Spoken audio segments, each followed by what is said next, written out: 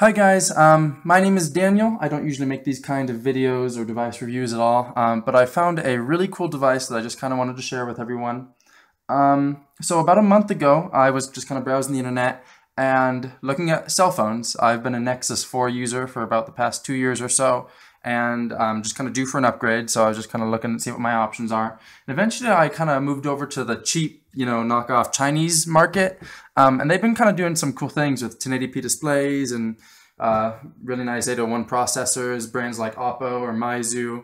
You can find online for a lot cheaper than brands like LG and Motorola, and they've been making some really nice devices. So I was kind of thinking what I want in a device, and I remember the Xperia Play, which had built-in, hardware buttons for playing games, and I've always liked to play games on my phones and things, so I was just kind of seeing if I could find a successor to the Xperia Play, or if Sony had any plans to make a Play 2, So eventually I came to this device. So let's go ahead and just open it up right here. And this is called the 78DN P01 or the Much W1. The Much W1 is the name I found it under. You can see on the back here, it lists it as the Much 78 P01. Snail, I believe, is the Chinese carrier that carries it, and Much 3G is one of the manufacturers, along with iReadyGo. Or at least that's my understanding of how that kind of works. So apparently, I'm turning it on already. Looks like I pushed the button in the box. And I was just kind of really excited to find this. Much, as a manufacturer of cell phones, makes some other models of phones with built-in hardware capabilities. One just really looks like a really bulky kind of gaming controller, and the other one looks like a phone, but it only has one analog stick and a couple buttons, and it doesn't have very nice internals. This device has an octa-core MT6592 that is a MediaTek processor, and I understand that MediaTek doesn't really have the best reputation in terms of making decent systems on chips. But I'm going to show you some gaming demonstrations, and for me, it seems to work just great. Has 2 gigs of RAM, a 5-inch IPS screen, and the IPS screen actually has very nice viewing angles, and it is a nice color reproduction as far as I can tell, and it seems like a very pretty screen. So that was kind of a surprise to see when I paid so little for it. The GPU is a Mali 450 MP4, I believe. It's not quite what Qualcomm is using in their newer chips. So that is kind of a disappointment for a gaming phone. However, it still gets the job done, and I believe the hardware buttons completely make up for it, or at least for me they do. It also has the North American kind of 3G radio band frequencies, which was something really important for me. You can see up at the top there, I'm getting 3G service right now. I'm on T-Mobile. For 3G service, it uses, I believe, the 900, 1900, and 2100 megahertz bands. Then for 2G, it's like 850, 900, and a bunch of others. And I'll go ahead and put a link in the description to the store page that I bought from, so you can see the full specs for it on there. Yeah, like I said, I've been using an Nexus 4 for about the past 2 years. So kind of anything as a downgrade was kind of a no-go for me. So I think the octa-core in this is kind of very comparable to the Snapdragon 400 quad-core and my Nexus 4, which is what I'm using to record this.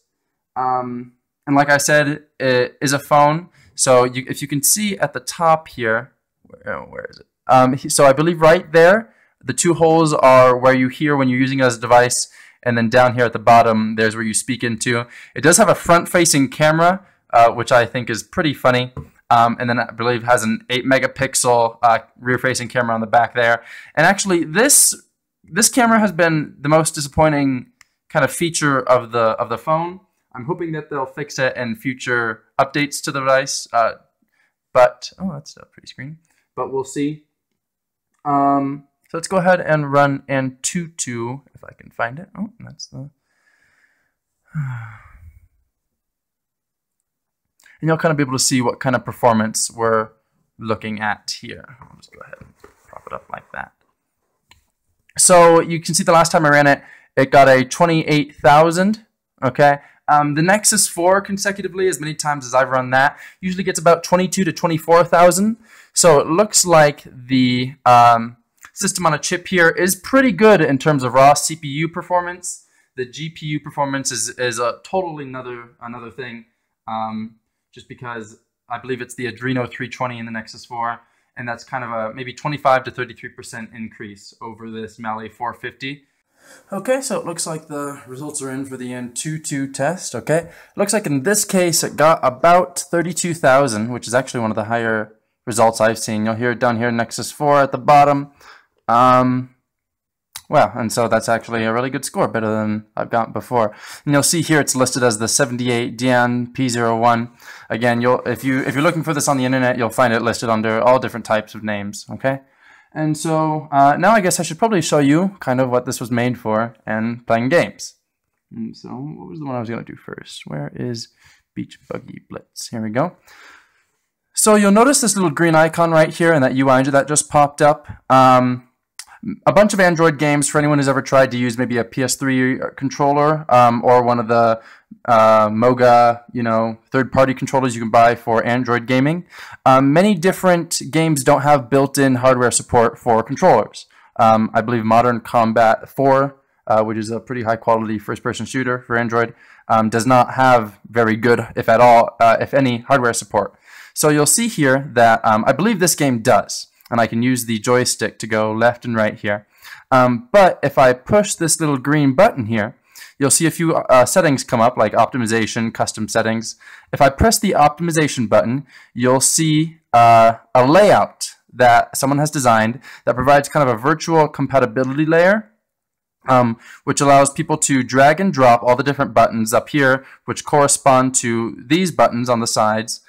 So like the square button, and then if I push the square, it would kind of do it on the screen as a compatibility layer between the hardware and the touch screen. So you'll see in the layer for this specific game, someone's created an optimization layer that just uses the right and left bumpers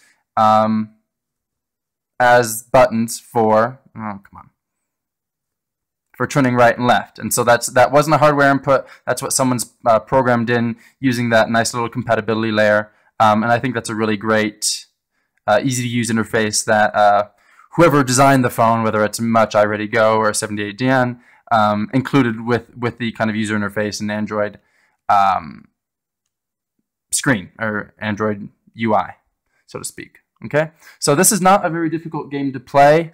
Let's go ahead and show a more difficult game to run in terms of specs and speed and things like that. Program that's going to use a little more processing power to run. I know emulators are a big scene for Android.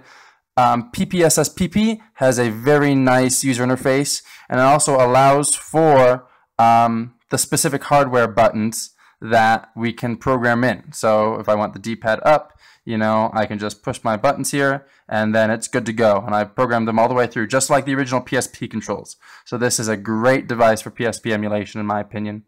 Let's go ahead and load up Monster Hunter, which is going to be one of the more difficult games to run. Let's go ahead and load a state here. So here's me out in the world. And you notice that it's running at about 30 frames per second there at the top. Let's see if I can... So I did hear briefly mentioned in kind of a non-English speaking site that this screen refresh rate is not 60 hertz and is instead only like 52 or 57 hertz, which can make some emulation a little weird, because in some cases it'll go down to 30 frames per second, which allows it to include a kind of VSync feature. Or it will, for some older games like some SNES emulation, it will completely ruin the graphics of the emulation because somehow they're tied to the refresh rate of the screen. So I haven't run into that issue yet with anything I've played. I believe this 30 frames per second is kind of the normal frame rate for this game. Correct me if I'm wrong. But as far as I can tell, everything's been running really great. Okay. Yeah, so that's kind of just a brief overview of the device. Everything works super great as far as I can tell. You can install all the regular Google apps, so Hangouts and things works just fine. If there's any other videos you want to see of me using the device for a specific task, go ahead and let me know. Otherwise, I just wanted to kind of provide a brief overview of the device itself. You can see the little snail logo at the bottom. And I have to say, I really like the kind of copper textured accents on the sides of the device. Rear-facing speaker, volume rockers, headphone jack. Let's see. I've kind of shown you everything else. It does have OTG USB support for HDMI output at 720p, or at least that's what the specs say. I don't have the cable to test that feature, but it should work just fine. Everything else with the device has been working really awesome. I haven't run into any issues. In fact, the Wi-Fi capabilities work better than my Nexus 4. So for my university Wi-Fi, I wasn't able to connect before, and now I can with this device. So I'm not sure if that's a specific Wi-Fi issue or what, but yeah. Okay. Thanks for watching, guys.